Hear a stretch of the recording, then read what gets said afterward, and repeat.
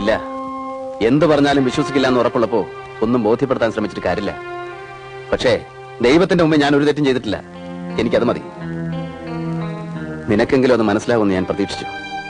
സ്നേഹമുള്ളിടത്തെ വിശ്വാസം ഉണ്ടാവുമെന്നുള്ളത് ഞാൻ ഓർത്തില്ല. അവിശ്വാസത്തോടെ ഒന്നിച്ച് ജീവിക്കുക വളരെ പ്രയാസമുള്ള കാര്യമാണ്, പ്രത്യേകിച്ച് ഭാര്യയും ഭർത്താവും ആവുമ്പോ. ലേഖയുടെ അച്ഛൻ പറഞ്ഞതുപോലെ നമുക്കിതിവിടെ വെച്ച് അവസാനിപ്പിക്കാം. ഇനി ഒരിക്കൽ കൂടി നമ്മൾ തമ്മിൽ കാണേണ്ടി വരും, ഒരു വക്കീലിന്റെയോ ജഡ്ജിയുടെ മുമ്പിൽ വെച്ച്.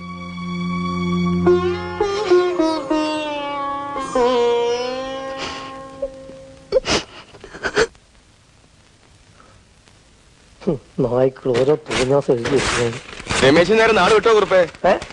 വല്ലയിടത്തും പോയി ഇനി കുറുപ്പ് ഒരു പെണ്ണ കെട്ട്, ഒരു ജോലി ആവട്ടെ. നായരിന് കട തുറക്കുന്ന മട്ടില്ല. ഇവിടെ കുറുപ്പേ, നല്ല ചാരായം ഗ്ലാസ് എടുക്കട്ടെ. ചാരായം തന്നെ കൊണ്ടുപോണോ? ചാരായം ചാരായം ചാരായം ചാരായം ചാരായം. എങ്ങനെയുണ്ട് സുശീല? കുഴപ്പമൊന്നുമില്ല സാറേ, ഞാൻ വീണ്ടും ചാരായ കച്ചവടം തുടങ്ങിയത് ആളുകൾ അറിഞ്ഞു വരുന്നല്ലേ ഉള്ളൂ. ഒരു പരസ്യമാവുന്ന ലേശം ഒന്ന് അലയേണ്ടി വരും. ഞാൻ വൈകുന്നേരം സ്റ്റേഷനിൽ വന്ന് കണ്ടോളാം. അത് മതി, ഞങ്ങൾ അല്പം തിരക്കില്ല. പല സ്ഥലത്തും കളവും പിടിച്ചുപറിയും നടക്കുന്നതായി പരാതി വരുന്നുണ്ട്. നാട് നന്നാകാൻ തുടങ്ങി. വരട്ടെ. ഓ ശരി, ലേശം മൂടിന് വേണ്ടി അങ്ങോട്ട് പാടും. വണ്ടി വിട്. നല്ല കള്ളച്ചാരായം, നല്ല കള്ളച്ചാരായം, നല്ല വാറ്റിയാരായം, നല്ല വാറ്റിയാരായം. ഓ നല്ല വാറ്റിയാരായം.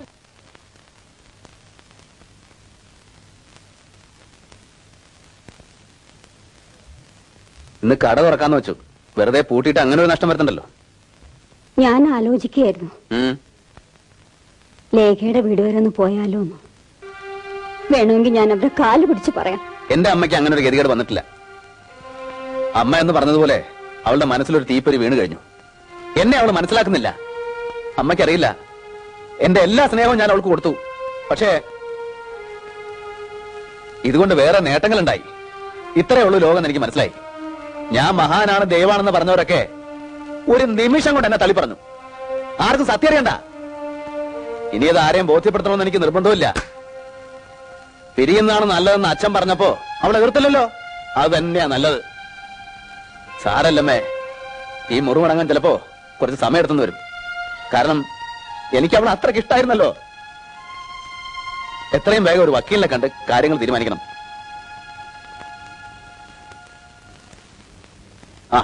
ആരായത്?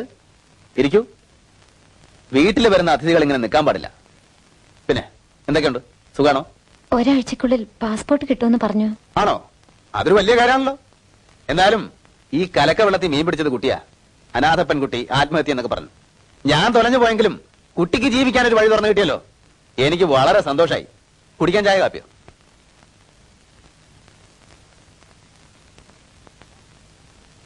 ആ, എല്ലാരും ഉണ്ടല്ലോ. ഈ ബലാലാണ് ഇതൊക്കെ ഉണ്ടാക്കിയത്. ഇവന്റെ നുണ. ഈ പൊല്ലാപ്പിനെല്ലാം കാരണം ഇവൻ ഒരുത്തന. അല്ല സഫിയാത്ത, ഹസനക്ക എന്നെ സഹായിക്കാനേ ശ്രമിച്ചിട്ടുള്ളൂ.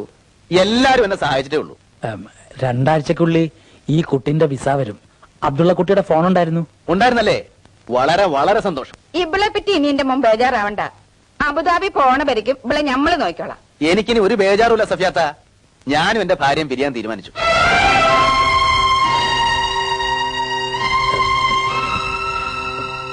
നിങ്ങൾ വരി, ഒരു കാര്യം പറയാം. ഇനി എന്ത് രഹസ്യ ഹസനക്ക? നിങ്ങൾ വരുന്നേരെ പറയട്ടെ.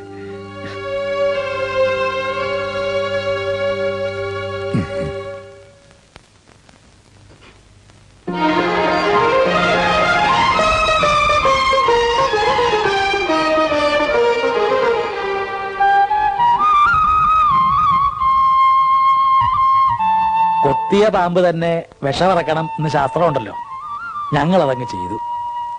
ആ കുട്ടീന്റെ മനസ്സിൽ ഇപ്പൊ ഒന്നുമില്ല.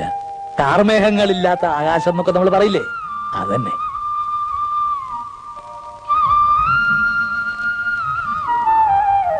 വരൂ. അറിയാതെയാണെങ്കിലും ഒരുപാട് പ്രയാസങ്ങൾ ഞാൻ ഉണ്ടാക്കി. മാപ്പ്. ഞാൻ ചേച്ചിയോട് പറഞ്ഞു, ലക്ഷത്തിലൊരു പെൺകുട്ടിക്ക് ഇങ്ങനെ ഒരു ഭർത്താവിനെ കിട്ടാൻ ഭാഗ്യം ഉണ്ടാവുമെന്ന്.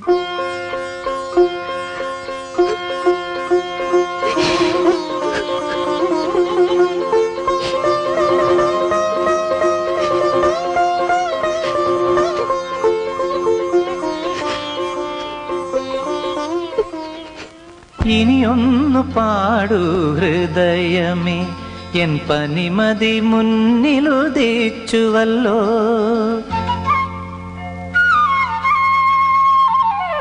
ഇനിയൊന്നു പാടൂ ഹൃദയമേ, എൻ പനിമതി മുന്നിലുദിച്ചുവല്ലോ. ശിശിര നിലാവിൻ പുടവ ചുറ്റി എൻ ശശിലേഖ കൈവിളക്കേന്തി നിൽപ്പൂ. ഇനിയൊന്നു പാടൂ ഹൃദയമേ.